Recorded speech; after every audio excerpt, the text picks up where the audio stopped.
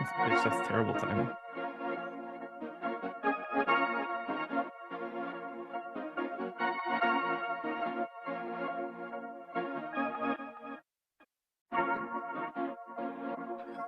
And we are live. Welcome to the MLB Strategy Show. It is Tuesday, October 11th. I am Josh Engelman. I am joined by Adam Scherer. We are brought to you by Prize Picks. We got a real slate today, 4-gamer. This is actually interesting. I would prefer it if all of the times were very close together instead of spread clean across the day, but I'll take what we can get.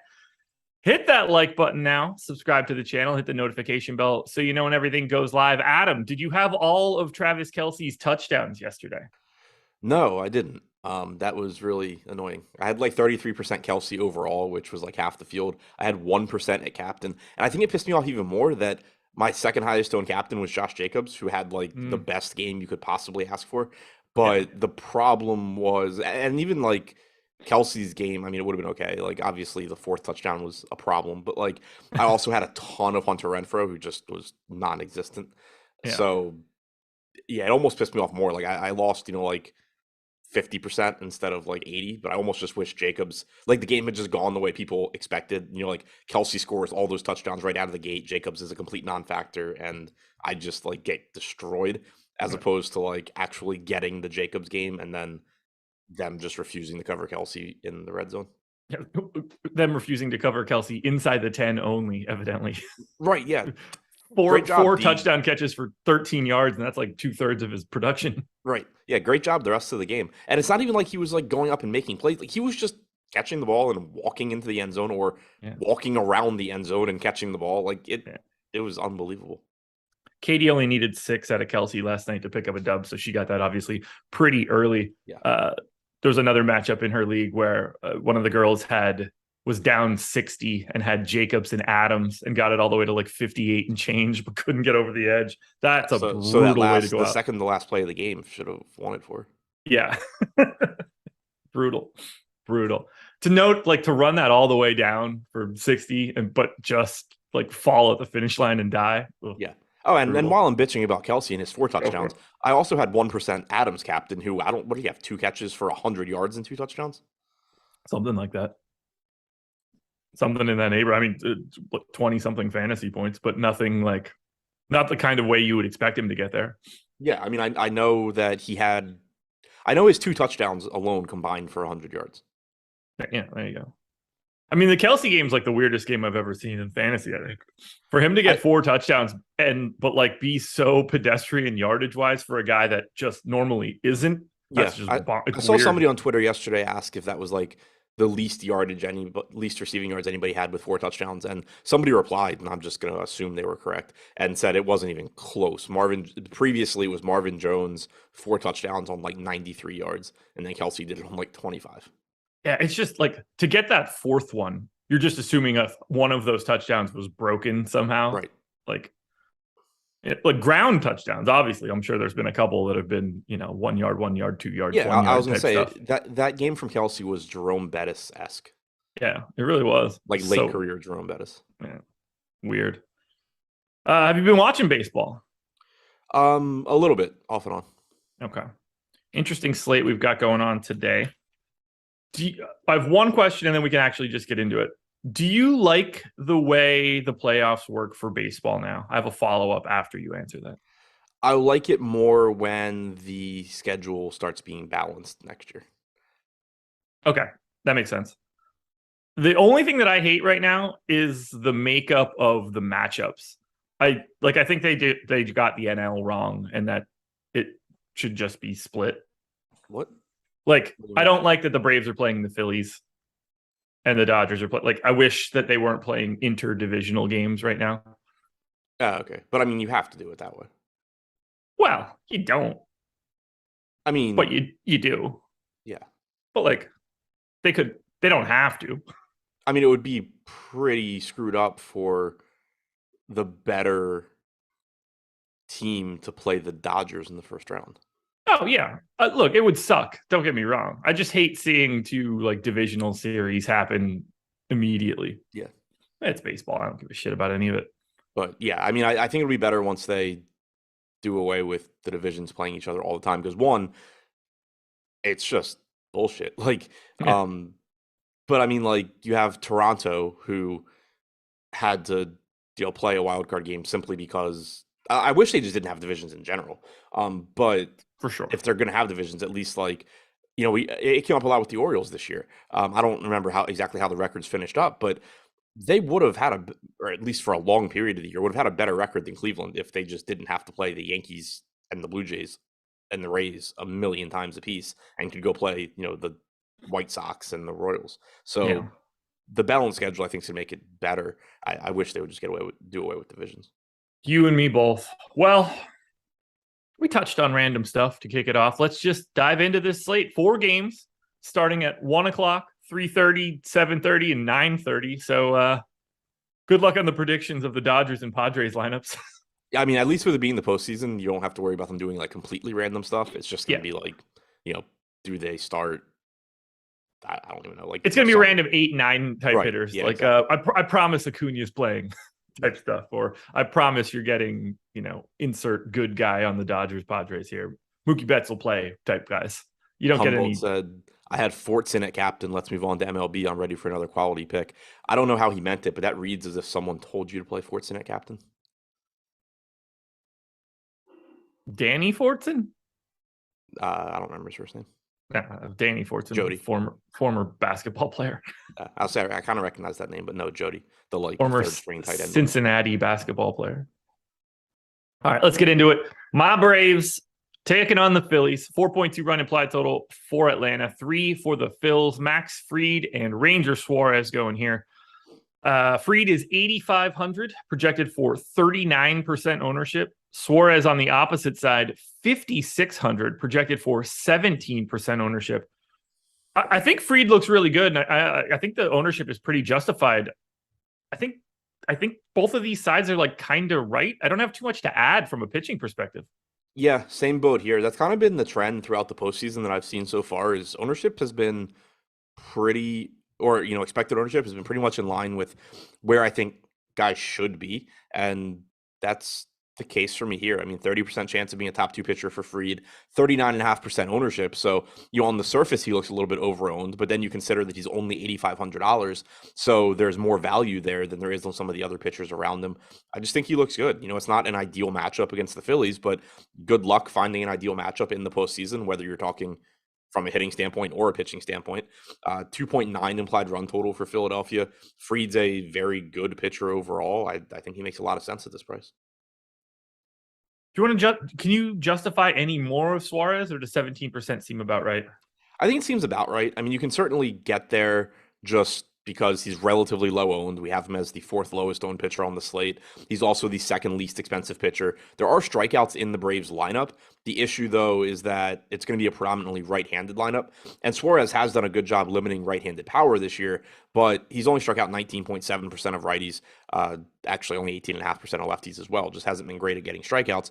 135 expected ISO to righties, sub 100 to lefties. So I think it's relatively likely that he pitches well and has a good game, but it's even though the Braves will strike out, Suarez really hasn't been that guy this year.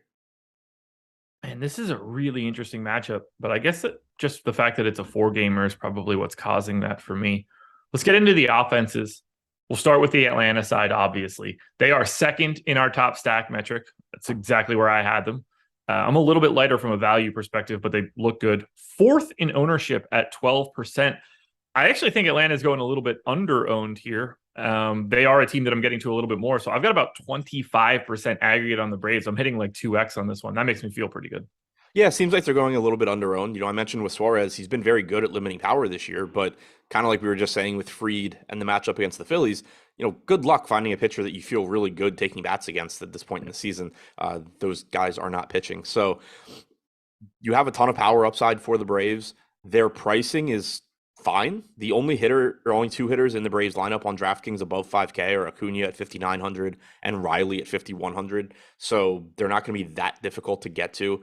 Suarez doesn't miss a lot of bats. I don't mind taking my chances on Braves bats that are going to be able to put the ball in play. No, I think they look really good here. And I like Suarez, but if we're talking about like a playoff matchup setup, like he's one of the best ones you're going to get in this type of scenario, which is helpful. Let's see, 28 innings, hasn't been terrible. 3 dongs. Suarez 5 games against the Braves this year. God, I don't want to lose to the Phillies. I don't like this rivalry nonsense right out of the gate. Cash options from the Atlanta side doesn't seem super likely to be getting a lot here, but there's clearly, your Acuñas of the world can sneak into anything. Yeah, I would say like Acuna, Riley could certainly show up. Maybe one of the catchers shows up. I'm running that right now because I hadn't looked at it. It's primarily Yankees. Actually, Orlando Arcia is actually showing up quite a bit for me. I think that's probably just a function of $2,700 second baseman on a 4-gamer.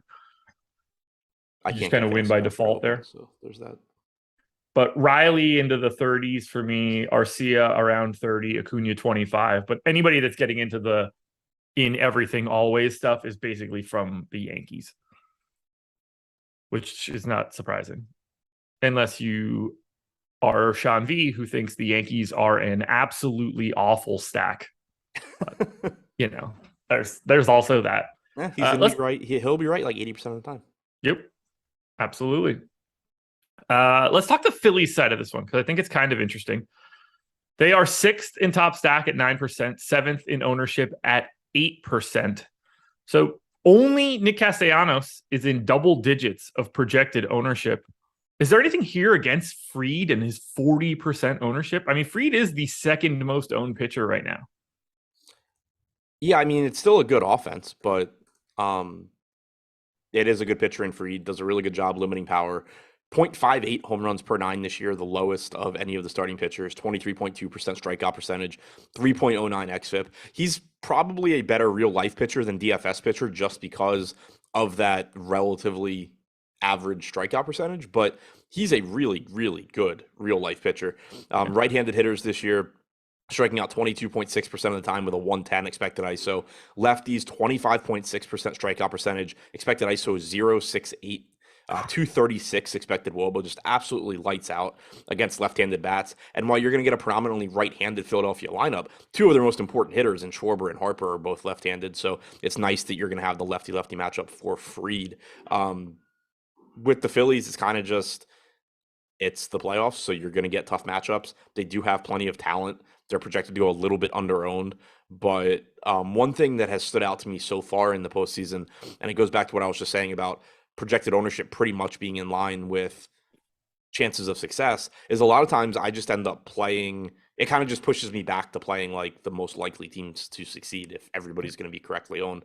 That's kind of how it looks right now, which just is going to like kind of loop me back to getting to the Braves bats.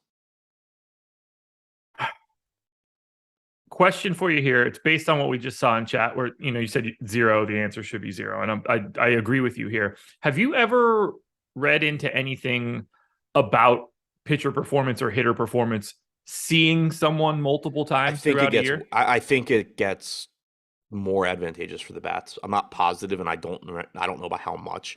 I don't think it's by enough that like it's actionable for DFS, but I'm almost positive that it becomes more beneficial for the hitters. That makes sense to me.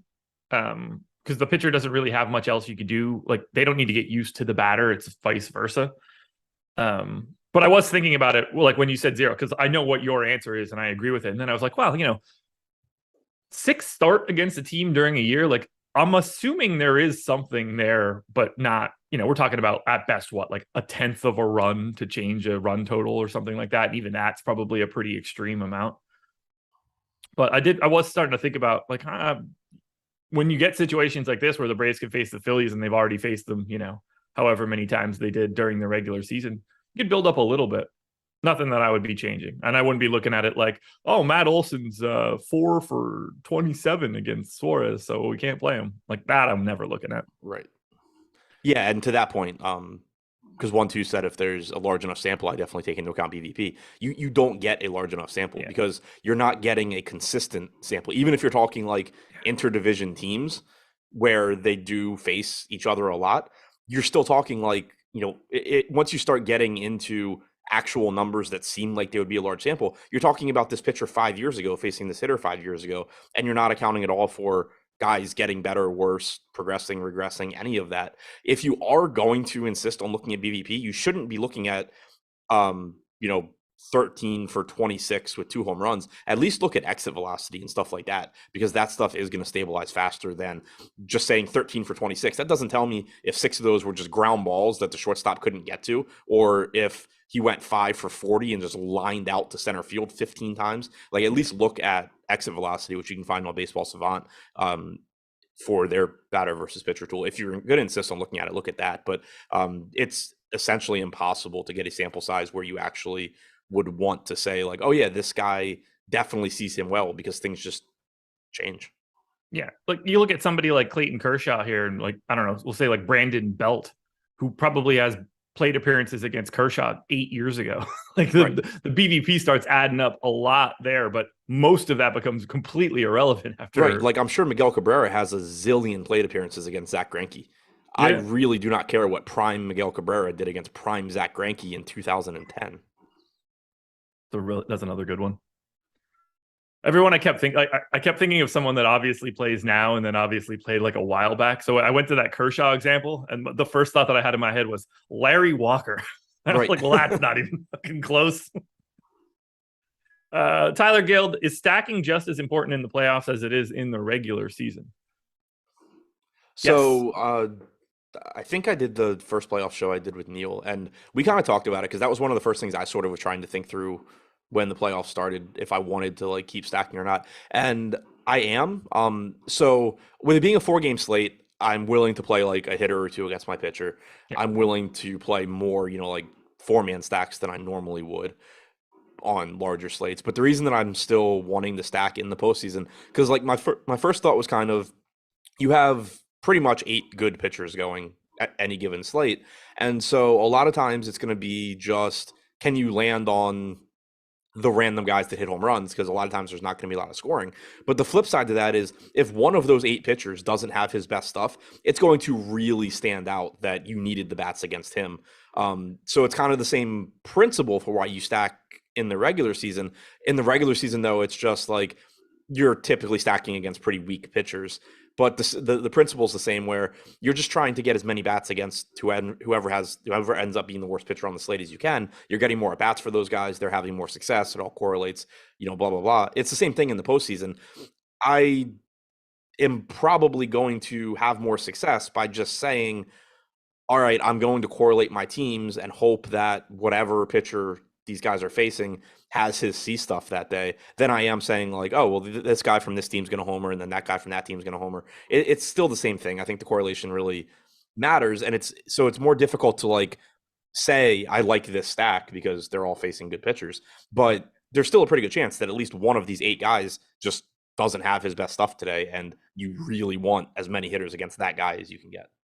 Yep, I don't really have anything else to add there. Especially on a 4-game slate like this, the odds of one of these 8 teams having an outlier run performance, some one of those 8 is very high. And at which point, that is the absolute path to victory on a day like today. So you do want to kind of corner the market on it a bit. Schedule for the rest of the day. Pretty easy. We've got the NFL Strategy Show First Look Edition coming up after this. We've got PGA Strategy Show coming up at 1 p.m. and then the NHL Strategy Show coming up at 2 o'clock. That should be a pretty good time for everybody. We're moving on now to game number 2. Astros and Mariners. 4-run implied total for the Astros, 2.7 for the Mariners. Justin Verlander and Logan Gilbert going here. Verlander, 37% owned at 10K. Gilbert, 6,800. He is 15% owned. Seems about right. Maybe a little under owned here for Gilbert. It should come as very little surprise. I like Verlander quite a bit here at 10K. Highest projected pitcher for me, and the guy that I like the most. Yeah, looks really good. Not a great matchup against Seattle, but on the other hand, when you talk about the 2 top strikeout pitchers on the slate, Cole's got an even more difficult strikeout matchup against Cleveland. It's a good enough pitcher's park in Houston. Would prefer it was in Seattle, but 2.6 implied run total for the Mariners. Verlander looks really good. Second highest strikeout percentage on the slate. It is like 5 points behind Cole. 3.23 xFIP is good, again, behind Cole. I think Cole's the most talented pitcher, and I think you could kind of debate who should be projected the highest because of the matchup with Cleveland. We have Cole the highest. I think I'm likely to have Cole the highest, and he's a little bit less expensive. But Verlander's also getting like 2/3 of the ownership. Yeah, I've Cole I have Verlander by 7/10. So I mean, this could very easily just wiggle a little bit. I think they're both they're the clear only two answers of top The what? projected pitcher. They're like no one else can put up a fight for this should be the top projected pitcher. It's those answers are only Cole and Verlander. Yeah, I agree. We have like a 1.5 difference between Verlander and Fried, and that makes sense. Yeah. Okay. So we're on the same page there. I'm getting north of that 37% ownership number to Verlander just because, well, probably because there's 55% ownership going to Garrett Cole, and that's making it a little bit easier to obtain. What do you want to do with Logan Gilbert on the opposite side? Because obviously, very difficult matchup against Houston. Yeah, extremely difficult matchup. 15% ownership coming in, 21% chance of being a top 2 pitcher at 6,800. I think he's pretty much just a guy that you use in some lineups where maybe you're getting to more popular bats. He's a good pitcher, 22.7% strikeout percentage, 3.78 xFIP, but on a playoff slate, that kind of just like makes you an average-ish pitcher when you're competing with Fried and Verlander and Cole. So that combined with the difficult matchup against Houston, the Astros are projected to go a little bit over-owned in terms of top stack percentage versus ownership, but they also have the highest top value percentage. So that's really weird to see on Houston, but they're pretty much mispriced. Alvarez is 5,200, Altuve is 53. The rest of the team is pretty cheap.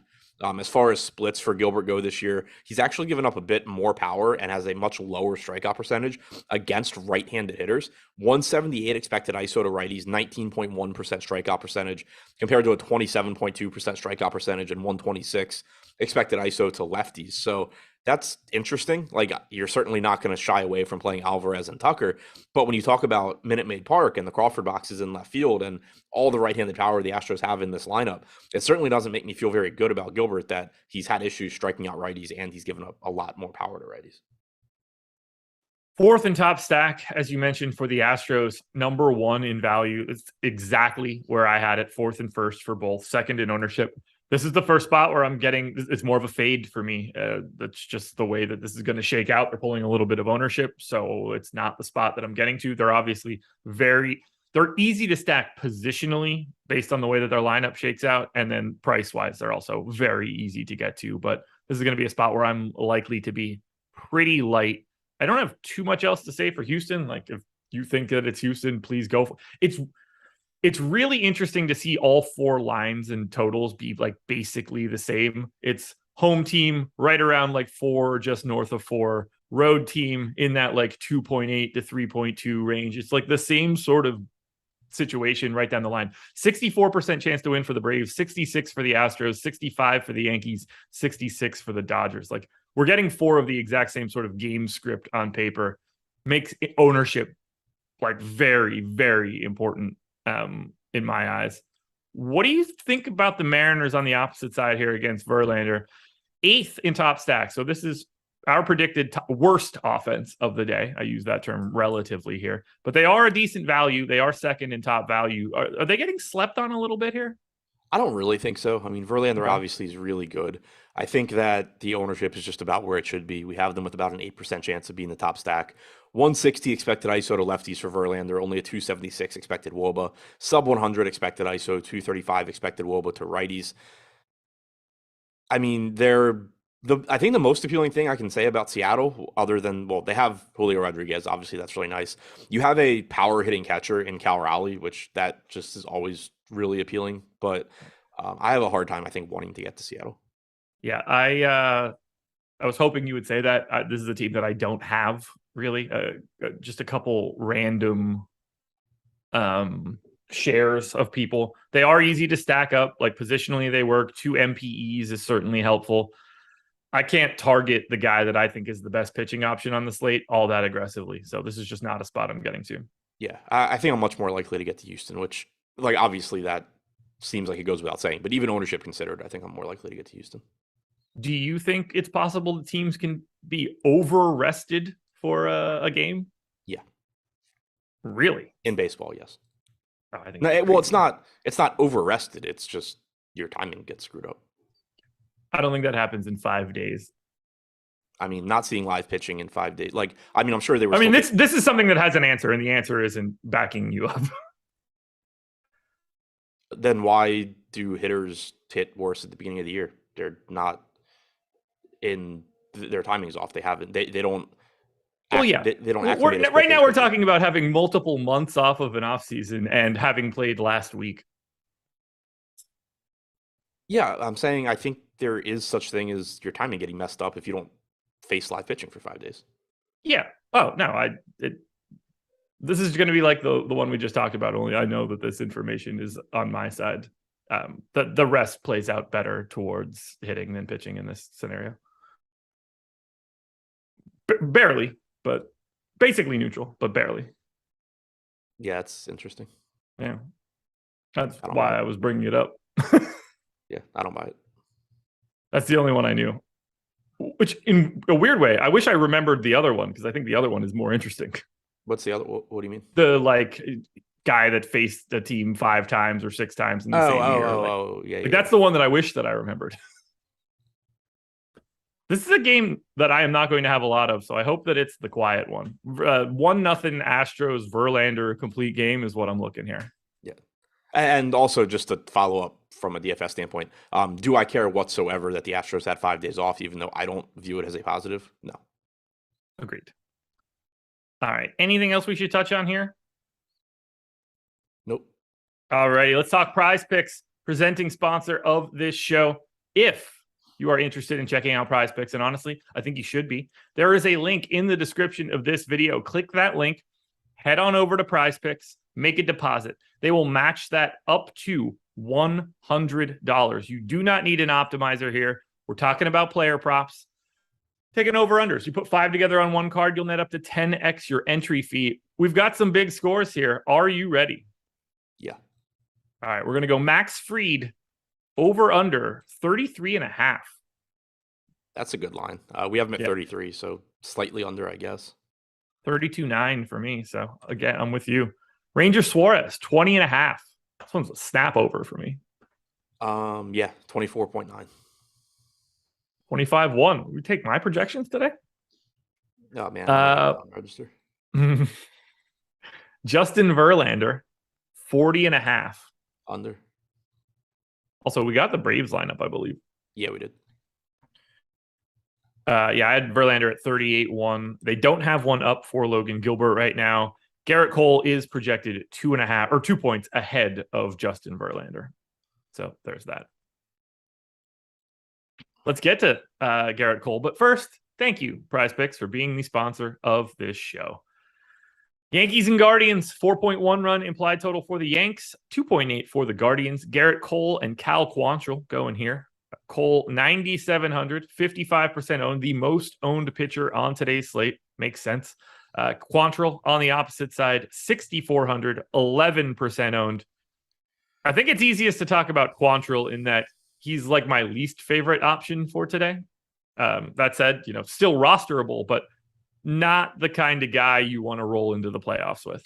Yeah, him and Clevenger, and it feels really weird to include Clevenger in this group, but him and Clevenger stand out as the two guys that do not belong here from every aspect. Ranger Suarez is only striking out 19.5% of hitters. That's a huge step back from the first 5 guys, but still a 3.82 xFIP, less than 1 home run per 9.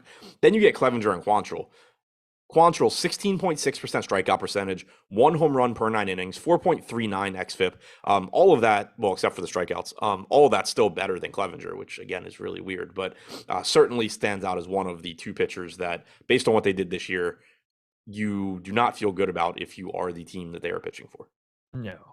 This is, you don't generally want to roll into the playoffs without strikeout stuff. That's usually a problem.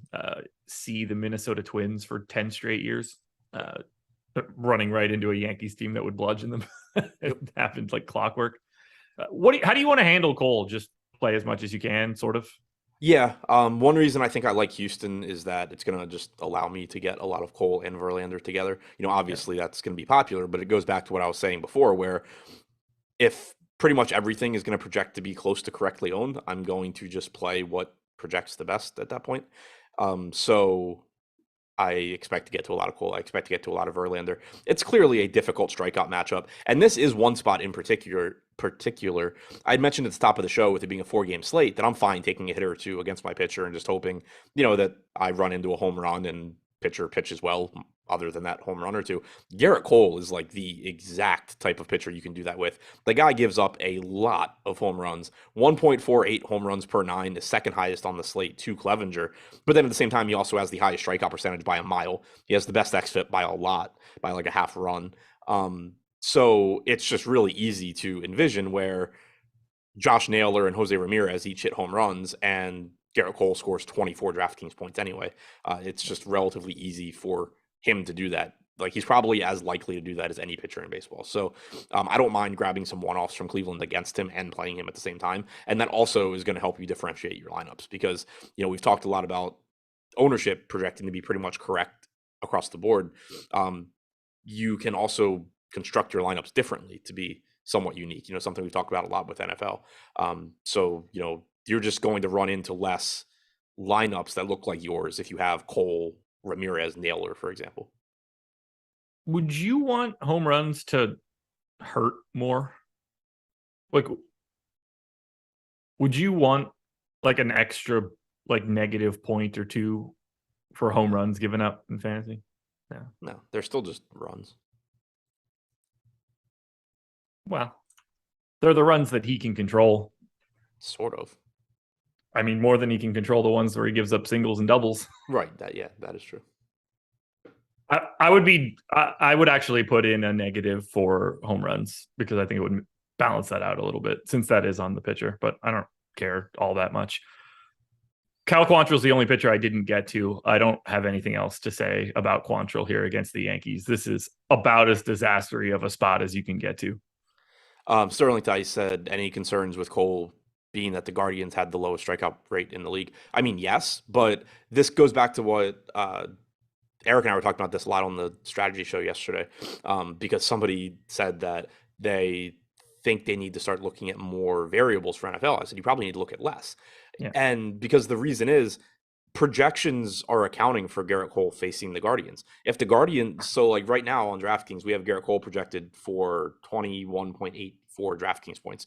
If the Guardians were a team that struck out, 25% of the time in the aggregate instead of 16 or 17, Cole would project for like 24.5. So a lot of on these shows, whether it's baseball, football, basketball, whatever, a lot of what we're talking about is just simply providing context to the projections. So it's a mistake to say, like, if we talk about Garrett Cole and we say it's a tough matchup against Cleveland, for the reasons you were just saying in chat, it's a tough matchup against Cleveland. They're really difficult to strike out. It's a mistake, though, to then take the projection and like either mentally or actually discount it for it being a tough strikeout matchup just because it's a tough strikeout matchup or we said it's a tough strikeout matchup because the projection's already accounting for that. So you don't want to double count. Right, yeah. So a lot of times, and certainly in the case of strikeout percentage, if you then lower the projection because it's a tough strikeout matchup, you're just overweighting the strikeout matchup.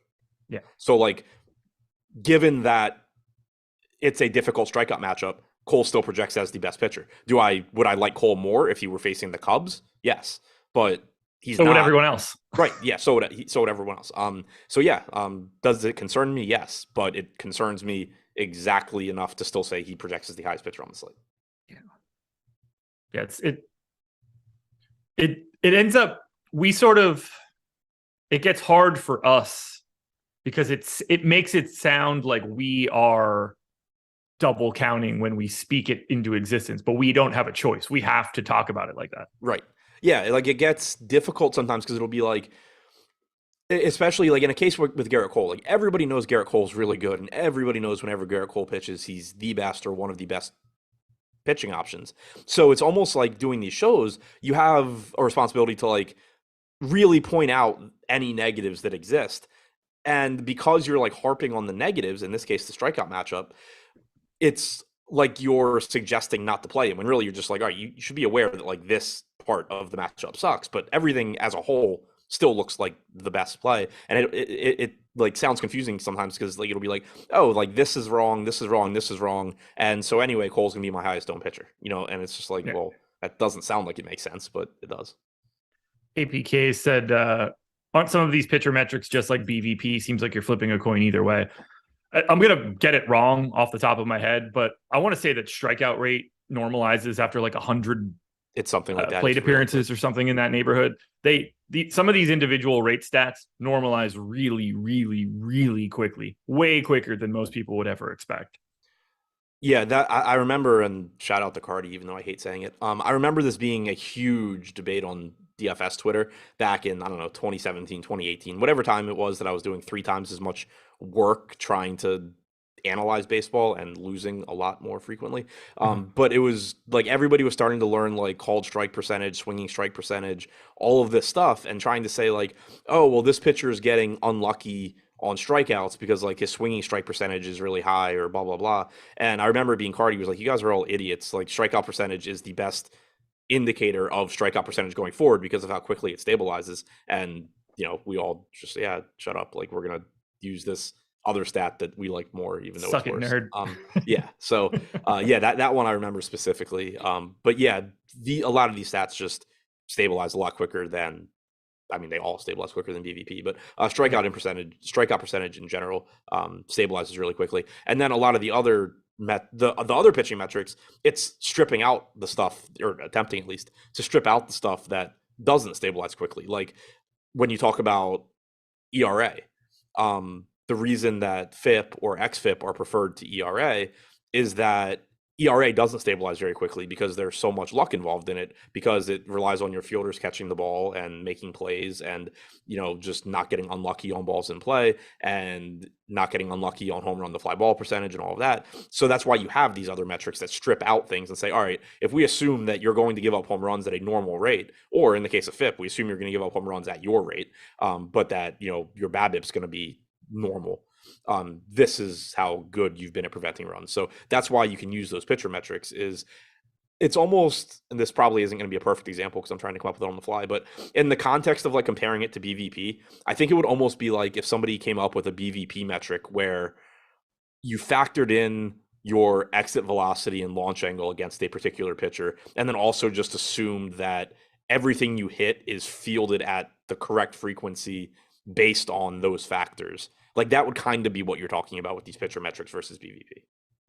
I've got a couple from Fangraphs. These are a little bit old, but it's going to tell the same story. 70 batters faced is a stabilization point for strikeout rate. It's 170 for walk rate.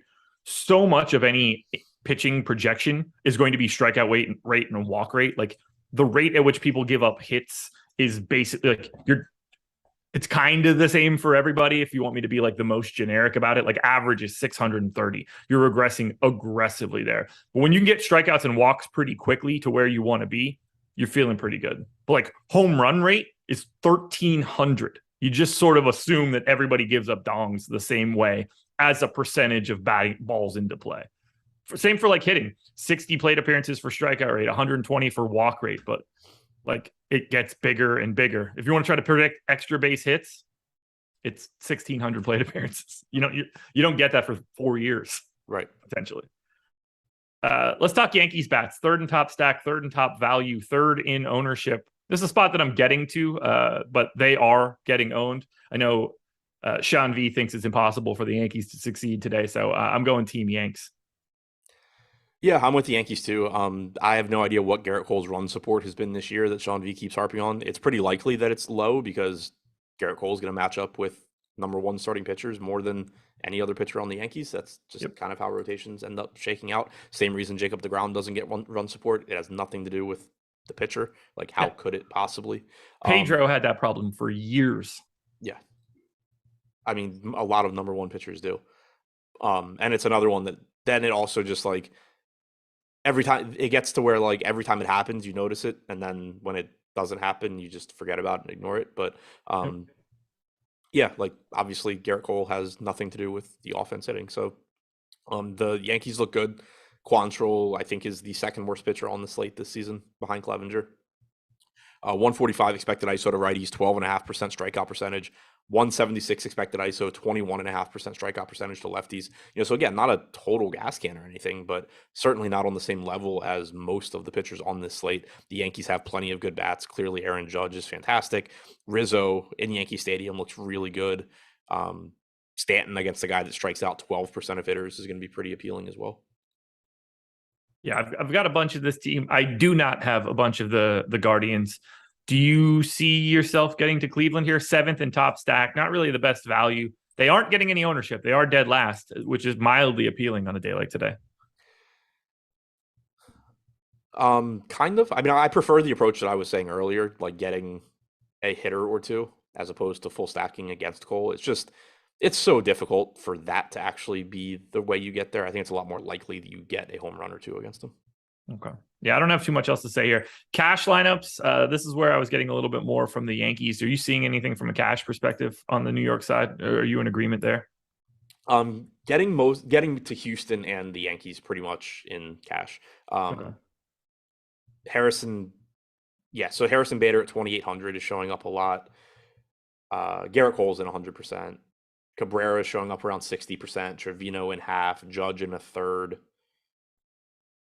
Then the rest of the guys kind of sprinkled through. Okay. Let's see. Where would that prop be? Does that exist? So I saw a lot of like Yankees aren't going to score. Yankees are going to score less than 2 runs. You can bet on all this stuff and save a lot of time playing DFS by having these fire takes for 1 in 20 outcomes. I love the people that come in and are like, I just play the opposite of what they say and it always works. Like, one, how miserable is your life that you're still here watching this show then? Yeah. And 2, no, it doesn't, because nobody knows who you are. And if you won all the time, people would. Yeah. And 3, when we say that the Yankees are like the second best stack, it also means that 83% of the time we're not getting them as the second best stack. Well, he also said that you need to not play the best pitchers. So like Verlander and Cole are just never going to have success. And the reason is because Max Scherzer struggled a few days ago. Oh, okay. Yeah, that makes sense. I could see it. Yeah. People are going to clean up in sports betting the same way they clean up in DFS shortly if they apply these same sort of thoughts. I don't know. It's just weird how the people that win all the time remain completely unknown. Yeah. They're anonymous YouTube chatters. Right. 370 people in here, 77 likes. Let's run that number up over 100. Let's close this one out. Dodgers and Padres. 4.3 run implied total for the Dodgers. 3 for the Padres. Julio Urias and Mike Clevinger going here. Let's start with Urias, 8,700, projected for 22% ownership. I think he's appropriately owned. I hate this spot for him. It's this is the worst spot of any underdog, right? Or for any starting pitcher on the favorite. Like, the Padres are the best team out of the Guardians, Mariners, and Phillies, right? From an offense perspective? Probably. Okay. What do you want to do with Urias? I think he's kind of difficult to get through.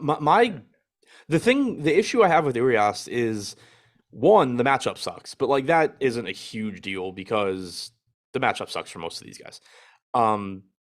But then you also have the Dave Roberts factor that you don't have with these other teams. The Yankees aren't going to just decide to yank Garrett Cole because they don't like the way the wind is blowing with 1 out in the 4th inning or the 5th inning. The Astros are not going to pull Verlander at the first sign of trouble. Dave Roberts will. Like, I expect Urias to have a shorter leash than any of the favored pitchers here. I fully expect his leash to be shorter than Fried. It's 100% shorter than Verlander's, and it's 100% shorter than Garrett Cole's. So that's concerning. The price tag is also relatively high. He's priced like a favored pitcher at 8,700. He's $200 more than Fried. He's $1,000 less than Cole. He's $1,300 less than Verlander, and he's getting ownership. We do have him going under owned, 22% ownership, 28% chance of being top 2. I personally think that top 2 percentage is a little high, given that I'm sort of expecting the Dodgers to try and get him 5, maybe 6 innings and get to the bullpen. I think it's likely that he just throws less pitches than these other guys. So he's a good pitcher.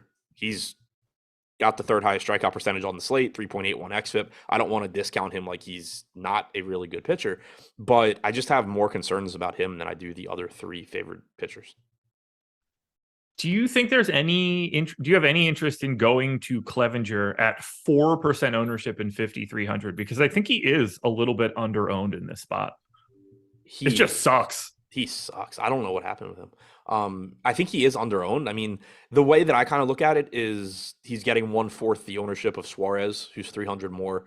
He's like 2/3 the top two pitcher percentage. So clearly going under-owned relative to Suarez. And I think that's where you can, that's to me who you compare him to, just because ideally you're not paying down for those guys, but if you are, it's probably a roster construction thing, and you can use Clevenger to kind of get away from the field. But I don't think I get there. Like, it's just such a low probability spot.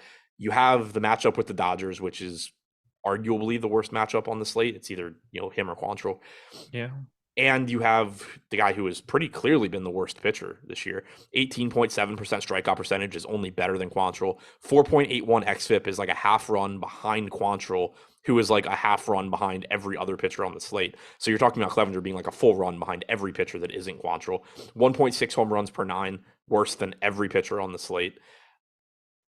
5.04 FIP is, again, like that's like a full run worse than Quantrill, and like a run and a half worse than every other pitcher on the slate. And you're facing the Dodgers. I think it's really tough to get there. It is tricky.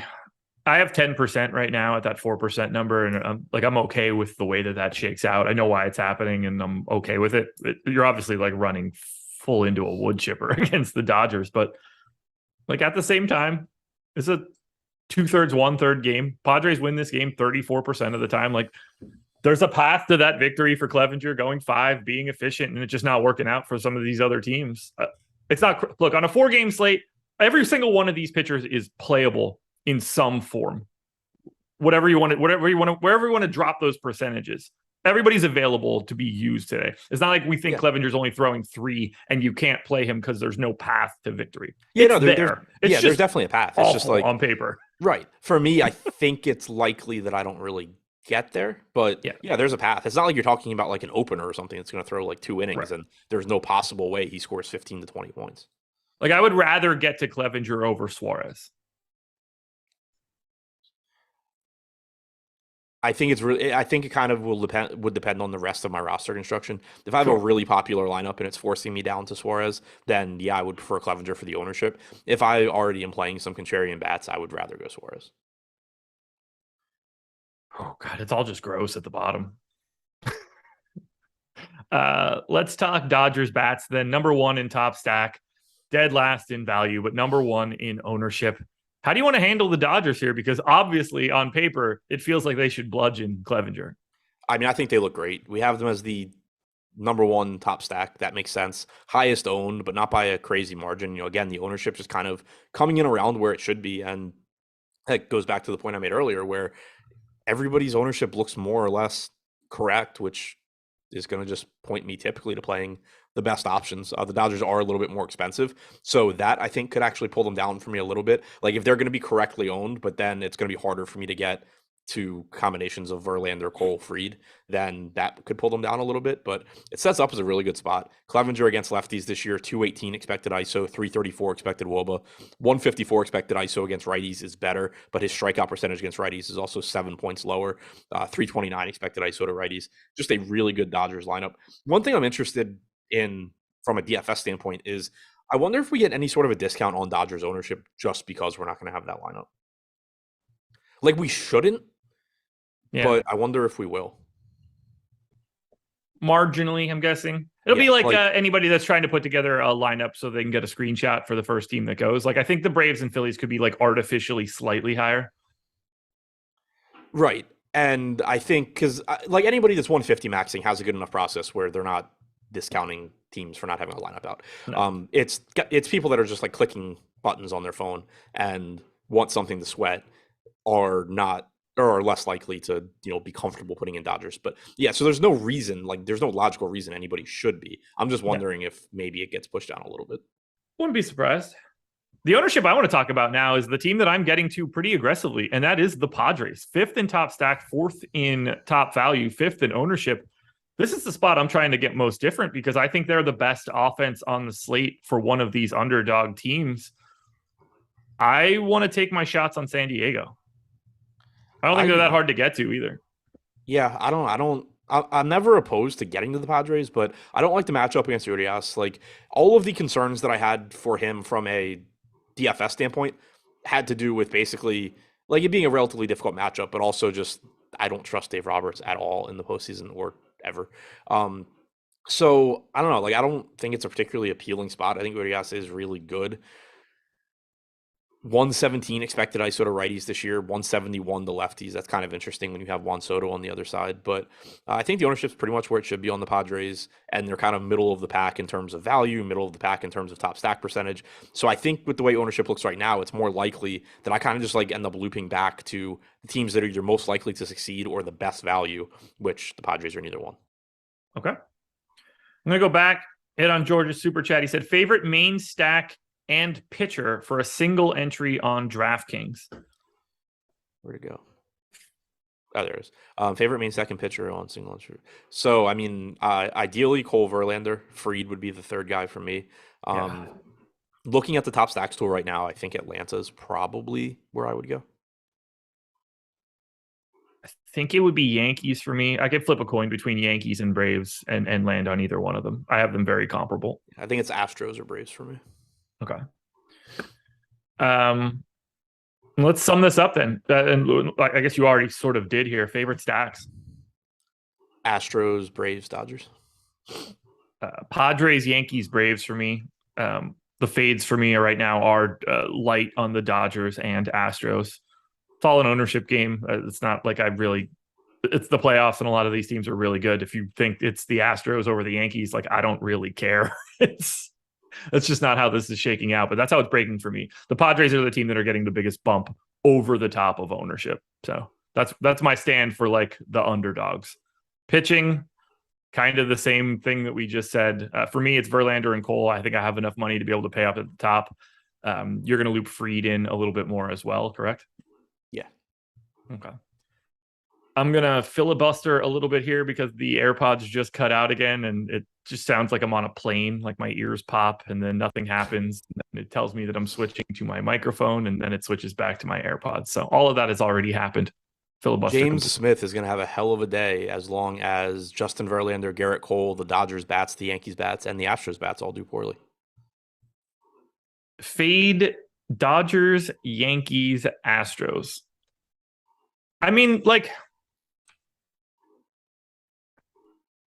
Sort of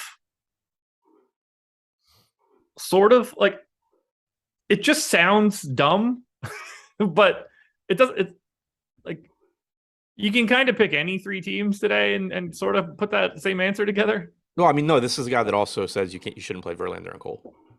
Oh, yeah, then now you're threading a line. Yeah. That's tough. That one's tough.